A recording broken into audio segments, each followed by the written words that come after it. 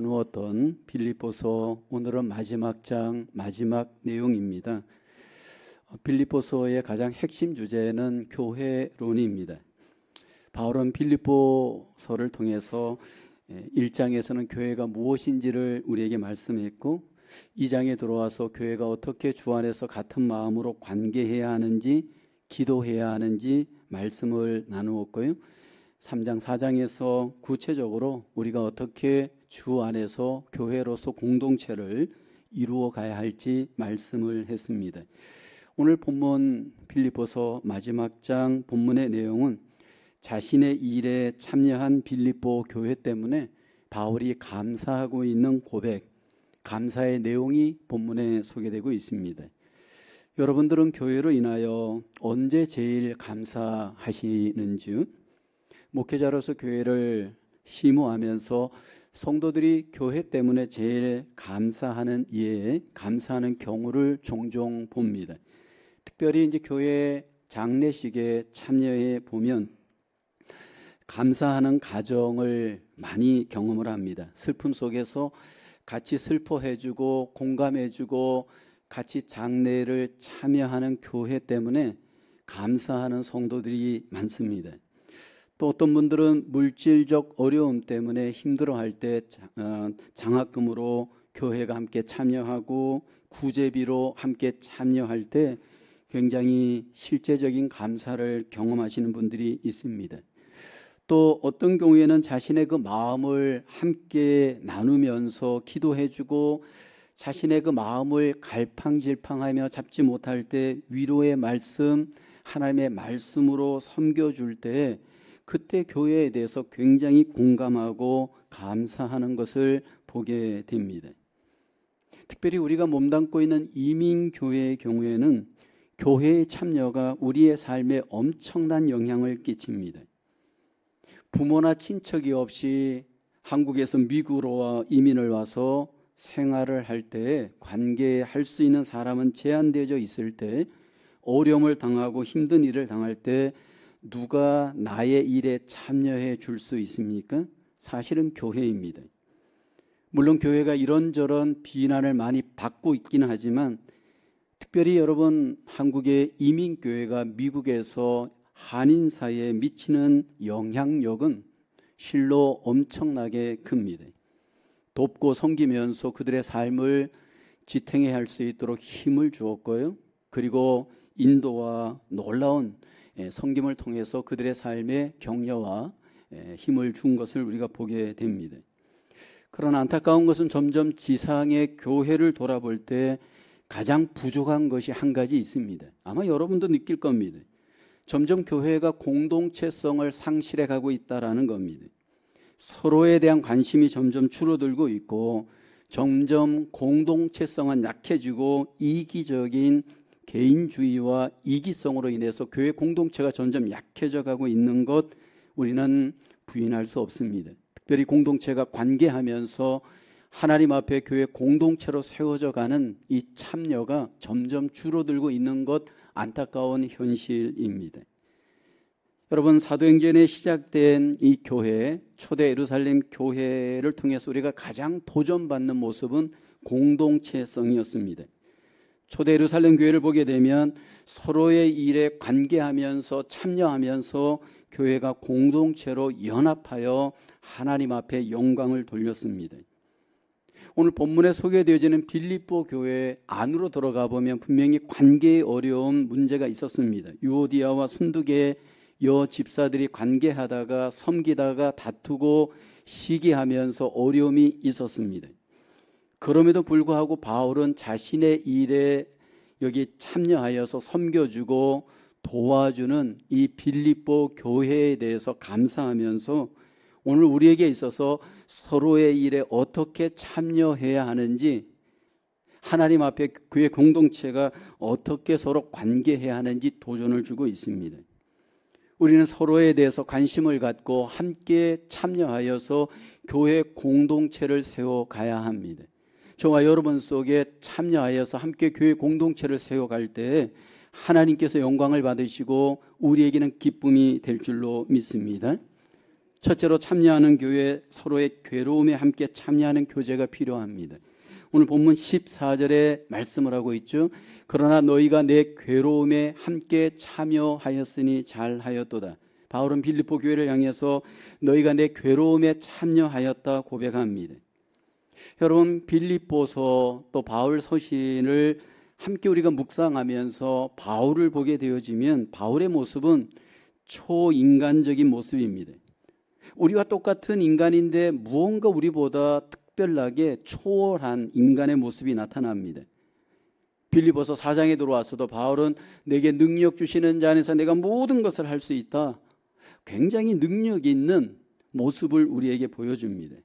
근데 여러분, 오늘 본문에 보면 바울은 인간적인 연약함, 괴로움, 이것을 우리와 똑같이 경험하고 있는 또 한 사람의 인간이었음을 보여줍니다.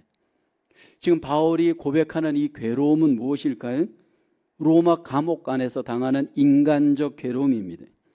그도 육체를 갖고 있었기 때문에 여전히 우리와 같이 배고픔, 또 여러 가지 춥고 아프고 외롭고 고통스러운 정서적인 결핍들 느낍니다. 그리고 그에게도 위로가 필요하고 섬김이 필요하고 격려가 필요함을 우리에게 보여줍니다. 분명히 하나님이 선택한 사도이고 예수 그리스도의 종입니다. 그러나 또 인간 바울입니다. 괴로움을 당할 때 괴로워할 줄 아는 인간이었고 힘들 때 힘듦을 경험하였던 인간 바울입니다.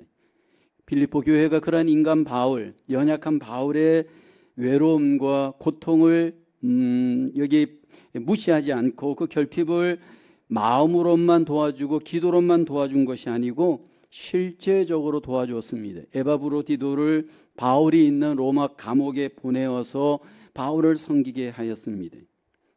바울이 개척한 많은 교회가 있었고 많은 사람들이 바울과 관계하고 있었습니다. 근데 실제적으로 바울이 고난을 당할 때 도와주고 참여한 교회가 제한적이었습니다. 그래서 오늘 본문 15절에 보면 내가 마게도냐를 떠날 때 주고 여기 보면 받는 내 일에 참여한 교회가 너희 외에 아무도 없었느니라. 사도행전 16장에 바울이 마게도냐의 첫 성인 빌립보 지역에 빌립보 교회를 개척합니다. 자주 장사였던 루디아가 전도되었고 침례를 받습니다. 그러나 바울은 그 빌립보 지역에서 많은 고난을 받죠. 귀신 들린 여종을 고쳐주었다가 자기 이익이 끝나버린 그 주인이 바울을 관원들에게 고발을 합니다. 그래서 바울은 감옥에 갇히게 되죠. 감옥에 갇혔던 바울에게 하나님이 지진을 나게 하셔서 옥문이 열리게 하면서 바울은 구출이 됩니다. 그리고 난 뒤에 바울은 이제 빌립보 교회 그 지역을 떠나게 됩니다. 그리고 지금 본문은 로마 감옥 안에 있었던 상황입니다. 이미 수년이 지난 정황입니다. 멀리 떨어져 있는 정황입니다.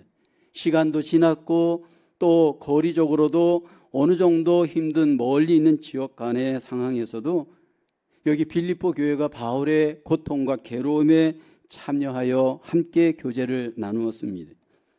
이렇게 빌립보 교회가 바울의 괴로움에 참여하여 도와줄 수 있었던 이유가 무엇일까요? 주 안에서 교제가 있었기 때문입니다. 빌립보서 1장 4절 5절에 바울은 그런 고백을 하죠. 간구할 때마다 너희 무리를 위하여 기쁨으로 항상 간구함은 너희가 첫날부터 이제까지 복음을 위한 일에 참여하고 있기 때문이다.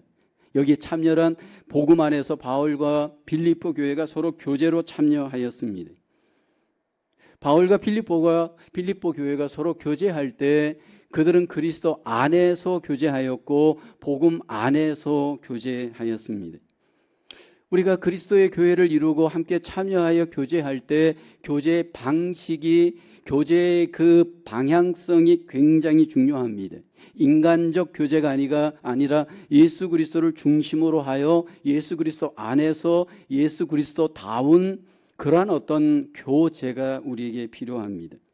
이 땅에 오셨던 예수님이 이 땅에서 교제에 참여할 때 그 교제의 참여의 방식은 무엇입니까?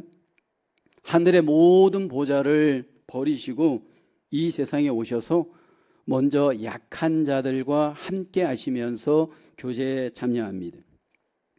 그들을 철저히 섬기고 함께 기뻐하고 함께 슬퍼하면서 예수님께서 제자들과 교제하셨습니다. 그들의 모든 부족과 결핍을 무시하지 않고 섬기고 참여하면서 사랑과 긍휼로 예수님이 교제하셨습니다. 마태복음 9장 36절 우리 함께 고백해 볼까요? 시작.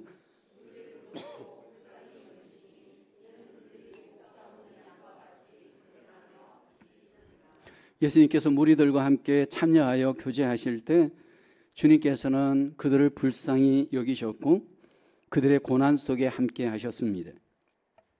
오늘 본문의 바울도 교회를 개척하고 교회와 관계하면서 참여할 때 철저히 주님의 방식을 따릅니다. 겸손으로 참여하였고 섬김으로 참여하였고 눈물로 참여합니다. 사도행전 20장 18절 29절에 보면 바울의 참여한 그의 고백을 우리에게 소개하죠. 오매 그들에게 말하되 아시아에 들어온 첫날부터 지금까지 내가 항상 여러분 가운데서 어떻게 행하였는지를 여러분도 아는 바니 곧 모든 겸손과 눈물이며 유대인의 간계로 말미암아 당한 시험을 참고 주를 섬긴 것과 라고 합니다. 교회에 참여해서 교회를 어떻게 관계하며 섬겼는지 예수님의 방식, 여기 바울의 방식이 동일하게 소개됩니다. 괴로움에 참여하였고 섬김으로 참여할 때 여러분 철저히 섬김의 그 방식은 겸손이었고 그 내면은 사랑과 긍휼이었습니다. 교회 공동체를 우리가 함께 세우면서 우리가 함께 관계하며 서로 참여할 때 우리는 어떤 관계를 배워야 할지 오늘 이 바울의 섬김을 통해서 우리는 도전을 받게 됩니다. 우리는 약한 이웃들을 섬겨야 될 과제가 우리에게 있고 어려운 성도들을 우리가 위로하고 격려해야 될 섬김의 과제가 오늘 우리에게 있습니다. 근데 때때로 성도들이 고난을 당하고 어려움을 당할 때 우리는 어떻게 참여하고 있는가? 우리의 삶의 방식, 우리의 믿음의 방식을 잘 돌아봐야 합니다. 바울이 예수님 때문에 교회를 위해서 고난받을 때, 그래서 감옥에 갇힐 때 바울을 격려하고 바울을 향해서 용기를 주면서 참여하였던 교회는 드물었습니다. 오히려 바울을 비난하죠. 바울이 저렇게 고난을 당하는 거는 뭔가 잘못했기 때문이야, 이유가 있기 때문이야. 그러면서 바울을 정죄합니다. 바울이 고난 당할 때 바울을 참여하여서 교제하면서 위로하였던, 후원하였던 교회는 빌립보 교회처럼 몇 개 교회가 되질 않습니다. 여러분, 우리가 신앙생활을 하면서 신앙생활이 구체적인 삶 속에, 관계 속에 어떻게 내가 약한 자들을, 어려운 자들을 돕고 후원하고 섬기고 있는가, 이것이 오늘 우리에게 큰 삶의 과제입니다. 저는 뉴욕 만암 선교교회와 15년 전에 관계를 할 때 성도님들의 그 후원과 섬김에 굉장히 그때 감사가 있었습니다. 한국에서 저희가 이제 미국으로 무빙하여서 이제 짐이 아직 도착하기 전 한 달 정도, 배로 짐이 오기 전에 한 달 정도 굉장히 모든 것들이 부족하고 힘든 정황이었습니다. 짐은 없고 셋업은 안 되어져 있고 그 어려운 정황에서 성도님들이 그릇부터 이불부터 생활 도구들을 다 가지고 오셔서 저를 섬겨 주었습니다. 이민자로서 정착해 가는 과정, 사실은 굉장히 어려움이 많습니다. 그 1년 동안 2년 정도 가까이 자동차 구입, 가전제품 구입, 서류 처리, 모든 것들을 섬길 때 한 분 한 분이 시간을 내어서 몸을 내어서 구체적으로 섬김으로 참여하여 주었습니다. 그로 인해서 목회를 할 수 있었고 그로 인해서 교회를 세워갈 수 있는 기반이 되었습니다. 고난을 당하고 힘든 성도들을 정죄하고 비난하고 판단하기에 앞서서 나는 어떻게 위로하고 어떻게 격려하고 구체적으로 난 어떻게 섬기고 있는가? 여러분, 우리 자신들이 교회 생활을 하면서 끊임없이 돌아봐야 될 하나님의 과제입니다. 점점 현대교회는 남에게 무관심해지기 쉽고 개인주의, 이기주의에 빠져서 나와 내 가족밖에는 모르는 여러분 안타까운 현실이 우리 가운데 일어나고 있습니다. 여러분, 자기 자식만 생각하고 자기 가족만 생각하는 이기주의의 이 모습이 여러분 만약 우리에게 나타난다면 결국 여러분 우리는 공동체 교회를 세워갈 수가 없습니다. 하나님께서 나에게 주신 은혜, 나에게 베푼 그 사랑을 내가 정말로 기억한다면 약한 이웃들에 대한 우리의 모든 섬김과 돌봄은 반드시 꼭 우리가 감당해야 될 과제이고 하나님의 뜻입니다. 우리 교회가 함께 여러분 세워가고 있을 때 목장교회는 그 중심에 있습니다. 제가 목장교회를 들여다볼 때 감사한 것 중에 하나는 어떤 목장은 성도가 약하고 힘들어서 어떤 필요가 생길 때 그것을 외면하지 않고 도와주는 목장교회를 봅니다.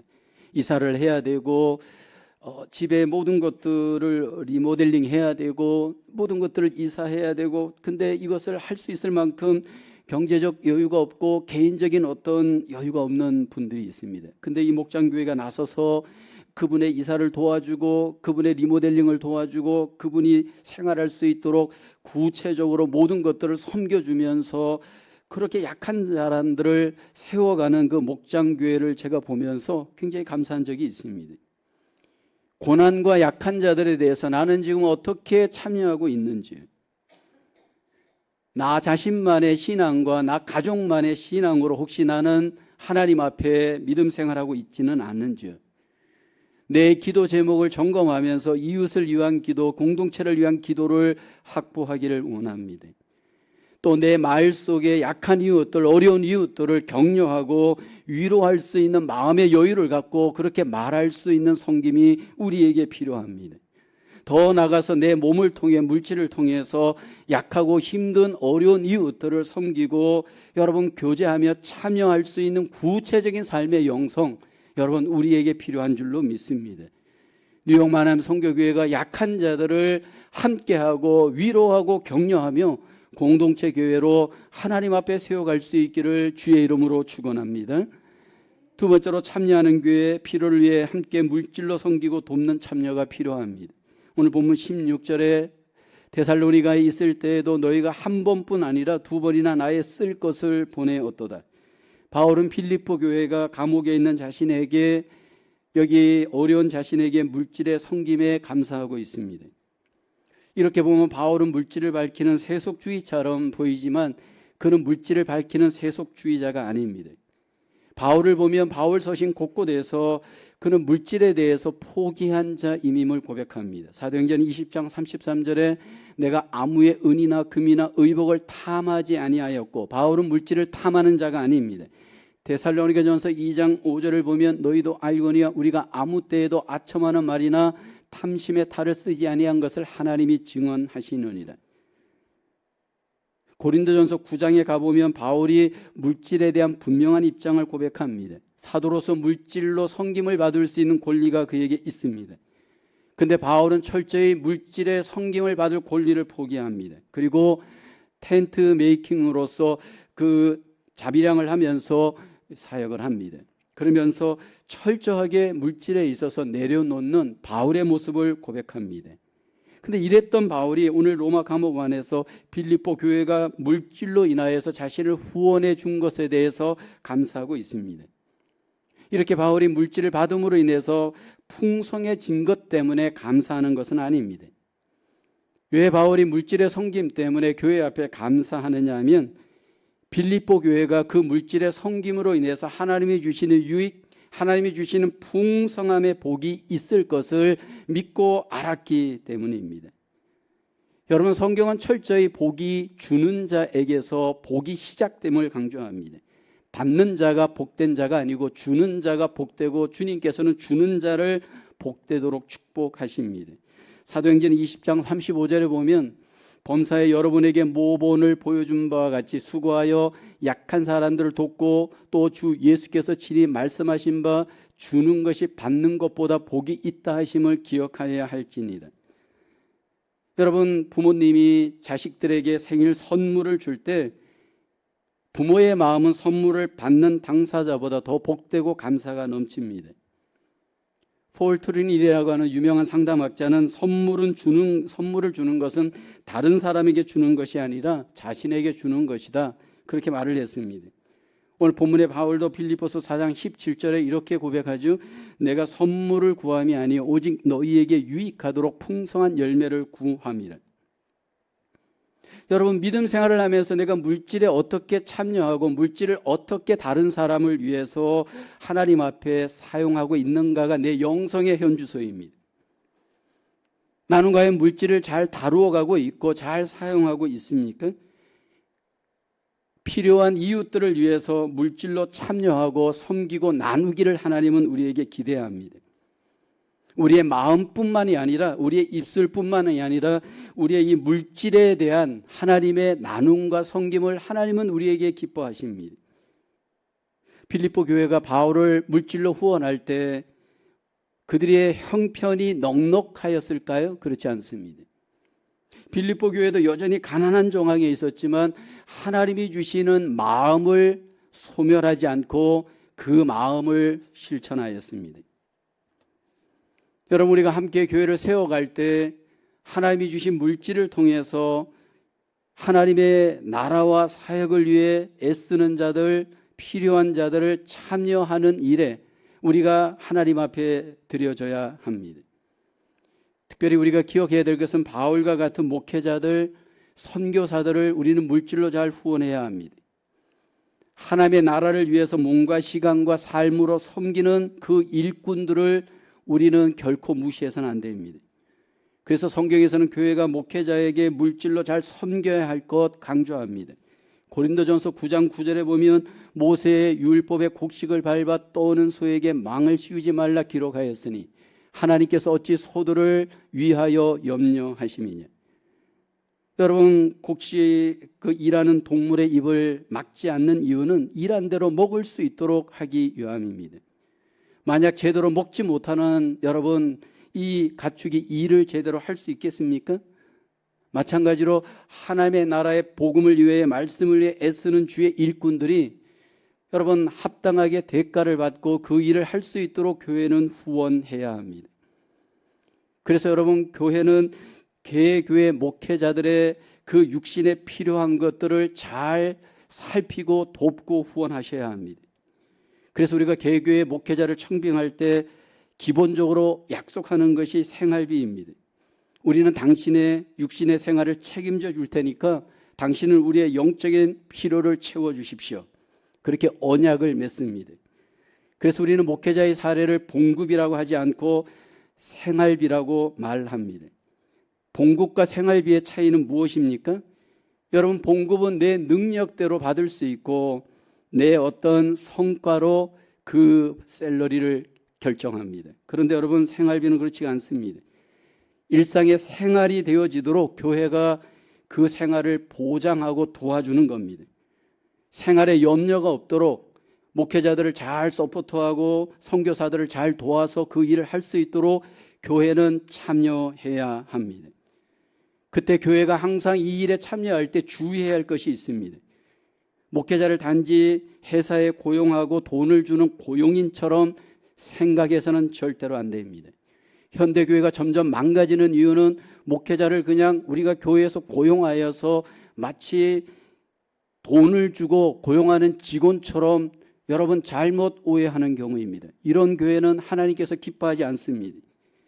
세상적인 기준과 방식으로 돈을 다루고 목회자를 판단한다면 이것은 하나님 앞에 엄청나게 범죄하는 일입니다. 또 반대로 목회자도 물질을 대하는 태도가 구별되어야 됩니다. 교회가 준 대로, 약하면 약한 대로, 또 많으면 많은 대로 그것을 자족하고 감사할 수 있어야 합니다. 그런데 우리의 지금 현실, 이민교회 현실을 보게 되면 생활의 필요에 합당한 사례가 목회자들에게 주어지지 않는 것이 현실입니다. 목회 현장에서 많은 목회자들이 남모르는 이 생활의 어려움, 물질의 어려움 때문에 눈물 흘리는 경우가 많습니다. 제가 얼마 전에 교회 그 컨설팅 연구기관에서 조사한 것을 보았습니다. 한국에 있는 신학교의 전도사님들에게 조사한 내용입니다. 지금 공부하고 사역하는 데 가장 힘들고 어려운 것이 무엇인가? 무엇일 것 같습니까?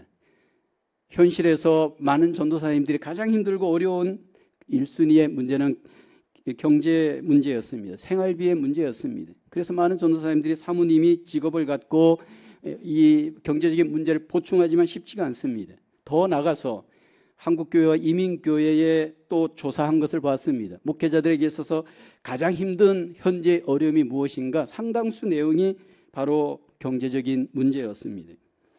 이민교회 경우에 100명 미만의 교회가 70% 이상입니다. 그러다 보니까 목회자들에게 서포트가 잘 되어지질 않습니다. 그러다 보니까 점점 목회 현장이 빈곤의 악순환이 되어져서 어려움을 겪는 것을 보게 됩니다.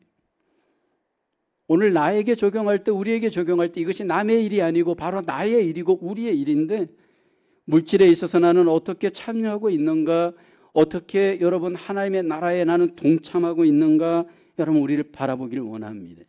우리가 하나님 앞에 헌금을 하는 것은 함께 참여하는 겁니다. 물론 1차적으로 헌금의 의미는 하나님께 감사하는 겁니다. 모든 물질을 주신 하나님께 물질을 드림으로 감사하고 영광을 돌리는 것, 우리는 분명히 우리에게 필요합니다.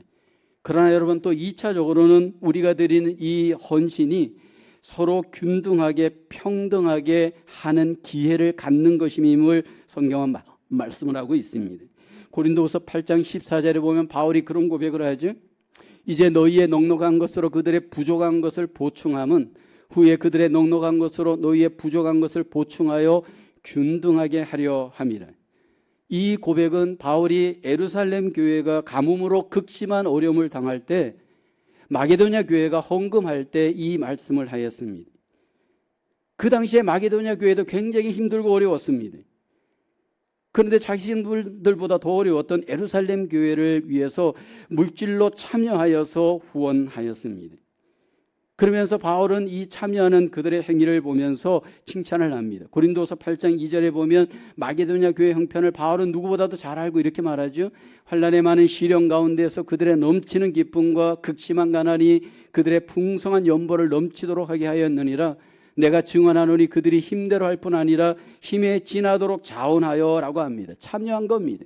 자원하여서 힘에 겹도록 어려운 교를 돕는 일에 그들이 물질로 참여하였습니다. 그리고 그 일은 서로 균등하게 하는 은혜의 기회가 된다. 바울은 고백을 하고 있습니다. 여러분, 우리가 하나님의 영광을 위해 산다, 하나님의 나라를 위해 산다라고 하는 것은 막연한 것이 아닙니다. 참여하는 겁니다. 내 몸으로 참여하고 내 마음으로 참여하고 물질로 참여하는 겁니다. 특별히 하나님 나라의 사역자들이 하나님의 나라의 일을 할 수 있도록 우리는 물질로 참여하여서 도와야 됩니다. 또 여러분, 이런저런 환난으로 어려운 성도들, 이웃들을 물질로 참여하여서 우리는 도와야 할 줄로 믿습니다. 그 물질로 참여하는 곳에 균등의 기회가 올 것이고 물질로 참여하는 그곳에 하나님 나라의 역사와 열매가 나타나게 되어질 줄로 믿습니다. 하나님의 교회를 세워간다라는 것은 막연한 것이 아닙니다. 말로만 하는 것이 아닙니다. 이것은 구체적인 우리의 삶의 결단이 필요하고 헌신이 필요하고 순종이 필요합니다. 하나님 나라의 성도로서 막연하게 예배 한번 드린다고 내 의무가 다해지고 내가 하나님 앞에 영광을 다 돌린 것이 아닙니다. 구체적인 삶 속에 우리의 모든 결단 속에 적용 속에 우리의 영성이 하나님 앞에 드려지고 적용되어지고 함께 하나님의 공동체를 세워갈 수 있는 저와 여러분의 삶으로 하나님 앞에 경험하며 하나님의 나라 하나님의 교회를 세워가시는 우리 모두의 삶이 될 수 있기를 주의 이름으로 축원합니다. 세 번째로 참여하는 교회, 하나님이 풍성한 공급자이심을 함께 믿음으로 참여해야 합니다. 오늘 본문 19절에 바울은 이렇게 고백합니다. 우리 함께 고백해 볼까요? 나의 하나님이 그리스도 예수 안에서 영광 가운데 그 풍성한 대로 너희 모든 쓸 것을 채우시리라. 바울은 빌립보 교회를 향해서 그 도움과 섬김을 진심으로 감사합니다. 근데 바울이 개인적으로 그 교회의 후원에 대해서 갚을 길은 없습니다. 근데 바울에게 한 가지 확신이 있었습니다. 나의 하나님이 그리스도 예수 안에서 너희 모든 쓸 것을 풍성하게 채워주신다. 확신이 바울에게 있었습니다. 여러분, 하나님은 풍성하신 하나님이십니다. 하나님은 그 풍성함을 우리에게 공급해 주심으로 그 풍성함을 우리에게 나타내 주십니다. 여러분, 이 풍성한 공급자 되시는 하나님을 여러분 우리가 믿고 의지하며 우리의 삶 속에 경험할 수 있기를 주의 이름으로 축원합니다. 우리가 구약 성경에서 신약 성경에 이르기까지 가장 성경에서 강조하는 핵심 주제가 하나님의 주권입니다. 하나님은 만물의 주인이시고 삶의 주인이시고 모든 인생의 주인이십니다. 여러분 이것을 믿으시길 주의 이름으로 축원합니다. 근데 하나님의 주권이 우리에게 적용될 때 1차적으로 그 하나님의 주권이 나타나는 우선 주제는 구원입니다. 하나님이 주권적으로 우리에게 구원을 예비하시고 구원을 선물로 주시고 구원받은 자를 구원에 이르도록 우리 가운데 구원을 이루어 가십니다. 그래서 하나님이 주권을 갖고 구원을 이 땅에 이루시기 때문에 그 구원은 실패가 없고 그 구원은 반드시 완성되어지고 하나님께 영광이 됩니다. 또 하나 우리가 하나님의 주권을 믿을 때 하나님이 주권으로 땅의 삶 가운데 우리의 생명, 우리의 삶을 주관하시는 주권입니다. 하나님께서 에덴 동산의 아담과 하와에게 하나님이 부족함이 없는 풍성한 열매를 풍성하게 공급해 주셨습니다. 여러분, 아담과 하와가 노력으로 에덴 동산에서 산 것이 아니고 하나님이 공급해 주시는 그 공급의 열매로 풍성한 삶을 살았습니다. 하늘에서, 땅에서, 바다에서, 강에서 하나님이 모든 열매를 낼 수 있도록 아담에게, 하와에게 일을 하셨습니다. 그러나 그것이 죄로 인하여서 그 풍성한 하나님의 공급하심이 제한되어집니다. 그런데 하나님께서 다시 아브라함을 선택하면서 그 선택한 아브라함에게 하나님이 공급하시는 하나님의 은혜와 복을 약속을 합니다.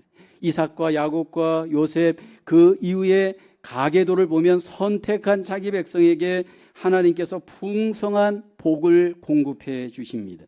창세기 12장 2절을 보면 내가 너로 큰 민족을 이루고 내게 복을 주어 내 이름을 창대하게 하리니 너는 복이 될지라. 하나님께서 아브라함이 노력으로 복을 얻는 것이 아니고 하나님께서 복이 되어 주시고 아브라함에게 복을 공급하여 주심으로 씨의 복, 땅의 복을 아브라함이 누리게 하시고 그 풍성함에 참여케 합니다. 신약에 들어와서 예수님께서는 복의 주인으로서 우리에게 먼저 영혼의 복을 주셨습니다. 누구든지 회개하고 예수님을 믿을 때 우리의 마음의 영혼의 구원과 더불어 영혼 속에 하나님의 나라가 임하는 복을 먼저 주십니다. 그리고 예수 그리스도 안에서 이루어지는 또 복은 아브라함에게 약속하셨던 이 모든 언약의 복이 우리에게 성취되도록 하나님이 일하십니다.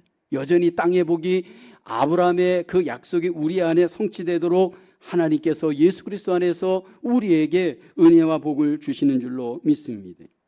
그래서 여러분, 예수님이 이 땅에 오셔서 하나님의 나라를 세우고 하나님의 일을 해갈 때 물질을 통해 가진 자들이 그 하나님의 나라와 영광을 위해 복되게 사용되어집니다. 아리마대 요셉은 자기에게 준 무덤을 예수님을 위해 사용하고 하나님께 영광을 돌리게 되어집니다.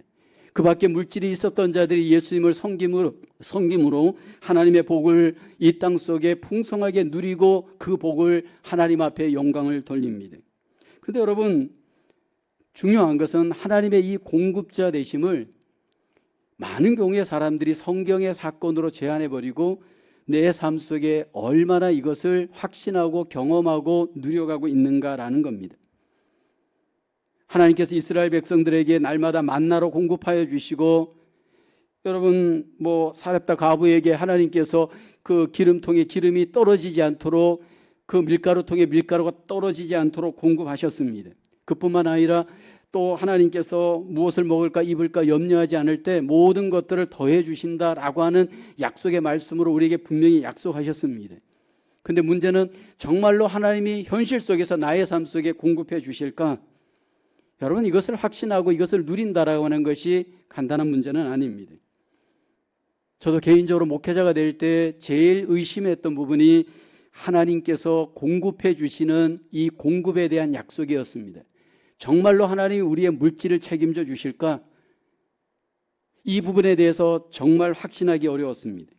그래서 저도 목회자가 될 때, 목회자가 되고 이제 대학을 졸업하고 신학대학원을 갈 때 이 부분에 대한 고민이 너무 컸습니다. 너무 미래가 불확실하고 염려가 많아서 결단을 못했습니다. 그래서 한날 담임 목사님을 찾아가서 말했습니다. 목사님, 내가 분명하게 목사는 될 건데 지금은 아니고 몇 년 동안 교사로 좀 일을 해서 돈을 벌고 생활의 안정을 찾은 뒤에 그때에 순종하겠습니다. 그랬더니 목사님이 저에게 성경 말씀을 주었습니다. 요한복음 6장 27절 말씀이었습니다. 썩을 양식을 위하여 일하지 말고 영생하도록 있는 양식을 위하여 하라. 이 양식은 인자가 너에게 주리니 인자는 아버지 하나님께서 인치신 자니라. 그 말씀을 저는 그냥 순종했습니다.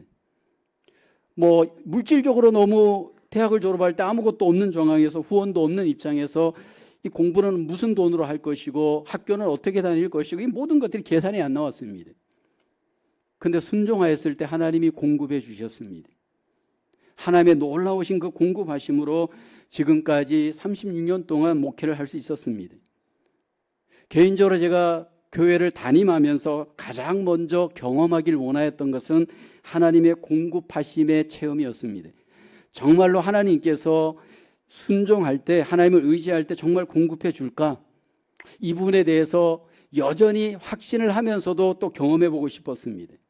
그래서 제가 30대 그 초반에 그 시골 교회에 이제 드디어 담임 교역자로 부임하게 되었습니다. 근데 담임 교역자로 부임하였을 때 모든 것들에 대해서 확신하면서도 제일 확신하기 어려웠던 것이 물질에 대해서 하나님이 정말로 책임져 주실까? 신학대학원을 갈 때도 이 부분에 대한 퀘스천이 있어서 컨펌을 했고요. 목회를 시작하면서도 이 부분에 대한 테스트를 하기를 원했습니다. 그래서 하나님 앞에 기도하면서 한 가지를 하나님 앞에 테스트를 했습니다. 그때 당시에 사례가 100만 원이었습니다. 지금으로 얘기하면 그래도 적은 돈이라고 할 수는 없는데 그 대신에 이제 그 사례를 16개월을 줬습니다. 그러니까 12개월이 아니라 16개월, 4개월은 보너스였습니다. 지금 미국 돈으로 한다면 그 가치가 아마 최소한 5,000불 정도의 가치는 있을 것 같습니다. 그런데 이제 4번의 이 보너스를 하나님께서 감동을 주기를 헌금을 한번 해보자. 장학 헌금을 하기로 했습니다. 그때 당시에 교회의 그 힘든 중고등부 아이들을 보면서 아마 그 아이들의 장래를 위해서 그들을 좀 후원해 하기를 원하는 마음이 생겼습니다. 그러니까 지금 달러로 계산하면 한 2만 불 정도를 매년 하나님 앞에 내가 헌금을 해야 하는 겁니다. 근데 그 당시에 저희는 아기가 나왔고 생활이 너무 불안정하였고 어려웠습니다. 교회도 어려웠습니다. 근데 여러분, 그때 이 물질로 하나님 앞에 내가 참여하여서 하나님 앞에 이것들을 적용한다는 것은 간단한 일이 아니었습니다. 그러나 그 마음을 하나님이 주셨고 그 일에 순종했습니다. 몇 년 동안 그 교회에 있는 동안 그 첫 마음을 절대로 버리지 않고 순종했습니다. 그리고 하나님께서 공급해 주시는 그 은혜를 교회 속에서, 제 삶 속에서 풍성하게 경험을 했습니다.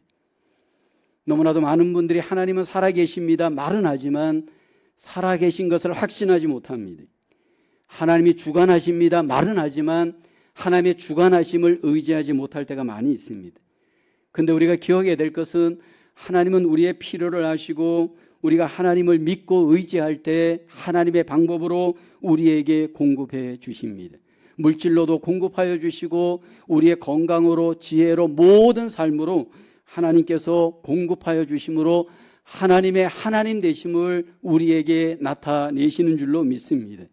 물론 우리가 하나님이 이렇게 공급하심을 먼저 조건으로 믿고 복 주시기 때문에 내가 복 주시는 하나님을 의지하여서 뭘 하는 건 아닙니다. 우리는 하나님께 감사하여서 순수하게 믿음으로 의지합니다. 그러면 하나님께서 그 의지하고 믿고 나아갈 때 하나님께서 우리의 삶을 책임지시고 인도하시고 함께하시고 도우시는 줄로 믿습니다. 바울과 빌립보 교회의 관계는 서로 참여하는 관계였습니다.